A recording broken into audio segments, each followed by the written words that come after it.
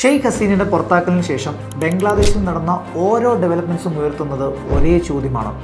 റാഡിക്കലിസത്തിൻ്റെ ഒരു ഹോട്ട് ബെഡായിട്ട് നമ്മുടെ അയൽരാജ്യം മാറുമോ, അതോ ഡെമോക്രസിയുടെ നല്ലൊരു എക്സ്പെരിമെന്റ് സൗത്ത് ഏഷ്യയിൽ നിന്ന് ഉയർന്നു വരുമോ? BNPയുടെ ഇലക്ഷൻ വിക്ടറി ജമാഅത്തെ ഇസ്ലാമിക്ക് കനത്തൊരു തിരിച്ചടി നൽകിയെങ്കിലും ബംഗ്ലാദേശിന്റെ ഡെമോക്രാറ്റിക് ട്രാൻസിഷൻ നിർണ്ണയിക്കാൻ പോകുന്നത് ഒരു കാര്യമായിരിക്കും: ജൂലൈ ചാർട്ടർ. മറ്റൊരു ഡിക്റ്റേറ്റർഷിപ്പ് പ്രിവെന്റ് ചെയ്യാൻ വേണ്ടിയിട്ട് ഇന്ററിം ഗവൺമെന്റ് കൊണ്ടുവന്ന പ്ലാനാണ് ജൂലൈ ചാർട്ടർ. പ്രധാനമായും 3 കാര്യങ്ങളാണ് അവർ ലക്ഷ്യം വെക്കുന്നത്. ഒന്ന്, ഒരാൾക്ക് പ്രൈം മിനിസ്റ്ററായിട്ട് ഇരിക്കാനായിട്ടുള്ള മാക്സിമം കാലാവധി 10 പരിമിതപ്പെടുത്തുക, അതായത് 2 ടേം. 2, ഒരു സഭ മാത്രമല്ല ബംഗ്ലാദേശ് പാർലമെന്റിനെ ബൈക്യാമറലാക്കി മാറ്റുക. ലെജിസ്ലേറ്റീവ് പ്രൊസീജിയർ സ്ലോ ഡൗൺ ചെയ്യാനും winner takes all possibility prevent ചെയ്യാനും ഇത് സഹായിക്കും.